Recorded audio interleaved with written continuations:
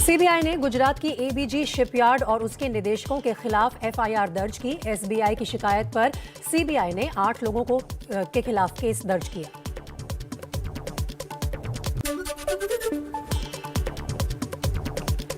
ABG shipyard घोटाले को लेकर कांग्रेस का बीजेपी पर बड़ा आरोप। कहा, सरकार की लूटो और भागो नीति का एक नमूना है। फ्रॉडस्टर्स को पैसा गबन करने का पूरा मौका देने के बाद सीबीआई ने 7 फरवरी 2022 को 28 बैंकों के साथ धोखाधड़ी की एफआईआर दर्ज करी।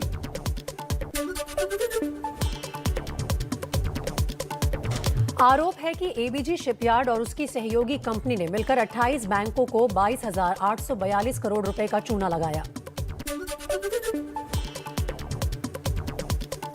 गुजरात के दहेज और सूरत में काम करने वाली एबीजी शिपयार्ड कंपनी जहाज के निर्माण और मरम्मत का काम करती है। इसके मालिक का नाम आर.के. अग्रवाल है। कंपनी पर लोन के पैसे से विदेश में प्रॉपर्टी और शेयर खरीदने के आरोप हैं।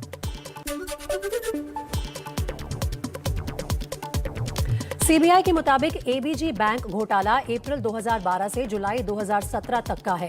कंपनी ने सबसे ज्यादा आईसीआईसीआई बैंक के 7,089 करोड़ रुपए का चूना लगाया है। अगस्त 2020 से ही इस मामले की जांच हो रही थी। पाकिस्तान की ड्रग्स वाली साजिश नाकाम। एनसीबी और नेवी ने गुजरात के समंदर में करीब 2,000 करोड़ कीमत की 800 किलो ड्रग्स की खेप पकड़ी। कस्टम में मुंबई एयरपोर्ट से 60 करोड़ की ड्रग्स के साथ जिम्बाब्वे की एक महिला को गिरफ्तार किया गया है।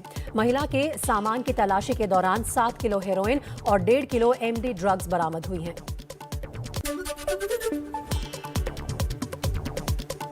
बिहार के जहानाबाद में एनआईए की बड़ी छापेमारी। आईईडी विस्फोट के मास्टरमाइंड नक्सली कमांडर प्रद्युमन के रिश्तेदारों के घर की ली गई तलाशी।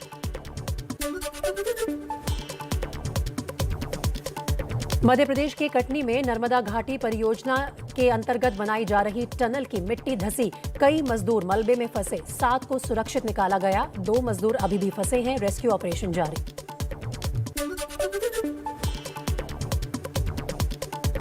भावनगर में एक फैक्ट्री में बॉयलर फटा। अरिहंत फर्नेस रोलिंग मिल में रात को अचानक हुए धमाके की वजह से ये बॉयलर फटा और बॉयलर फटने से 12 लोग घायल।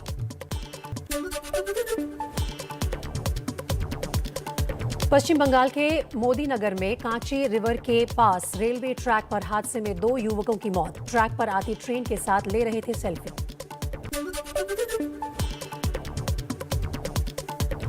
कोलकाता के नारकेल डांगा इलाके की बिल्डिंग में लगी आग। रसोई गैस के सिलेंडर में ब्लास्ट का शक।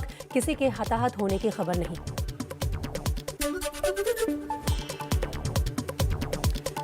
देश में कोरोना से जंग के मोर्चे पर अच्छी खबर। पिछले 24 घंटे में 45,000 से कम नए केस। 684 मरीजों की जान गई।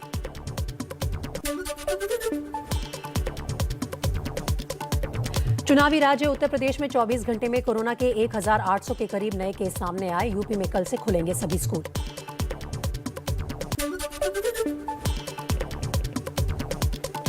उत्तर प्रदेश में कोरोना के केस कम होने के बाद कम किया गया रात के कर्फ्यू का टाइम। पहले रात 10 बजे से लगने वाला कर्फ्यू अब 11 बजे से किया गया।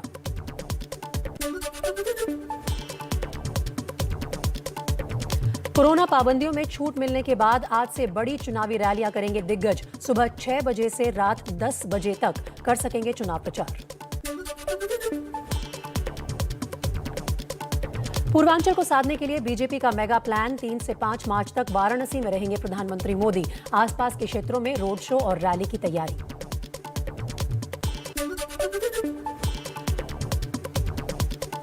सीएम योगी आदित्यनाथ आज एटा, फर्रुखाबाद और औरैया में करेंगे रैली। कोरोना पाबंदियों में छूट के बाद शक्ति प्रदर्शन।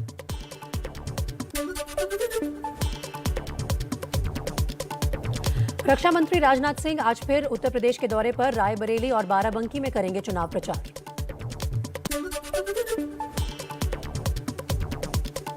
वहीं अखिलेश यादव आज हाथरस, कासगंज, एटा और फिरोजाबाद में करेंगे चुनाव प्रचार। समाजवादी पार्टी के लिए मांगेंगे वोट।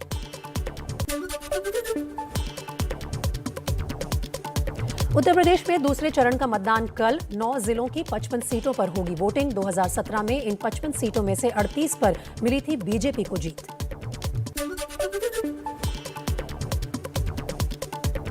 उत्तराखंड और गोवा में भी कल जनता चुनेगी नई सरकार। उत्तराखंड की 70 और गोवा की 40 सीटों पर होगी वोटिंग।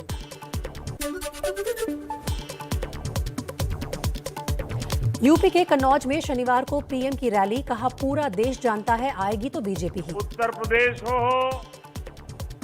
गोवा हो, उत्तराखंड हो,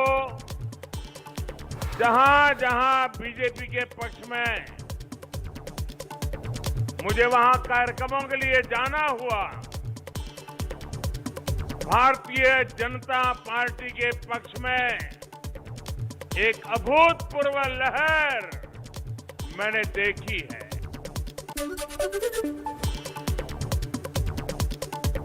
अखिलेश यादव का पीएम मोदी पर पलटवार। कहा पहले चरण में ही साफ हो गया कि यूपी से बीजेपी भारतीय का जनता सफाया हो रहा है। पार्टी के पहले चरण से ही हवा खराब हुई है।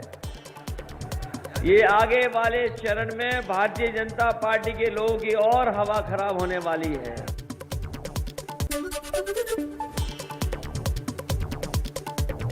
यूपी के लिए बीजेपी ने 9 उम्मीदवारों की एक और लिस्ट जारी की। जहूराबाद से ओम प्रकाश राजभर के खिलाफ कालीचरण राजभर को उम्मीदवार बनाया।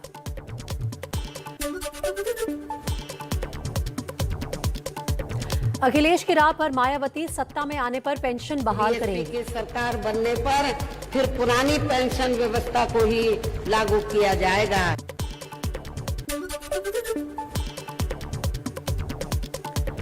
गोवा के बाद उत्तर प्रदेश में भी जोर लगाएगी शिवसेना। आदित्य ठाकरे और संजय राउत प्रचार के लिए जाएंगे।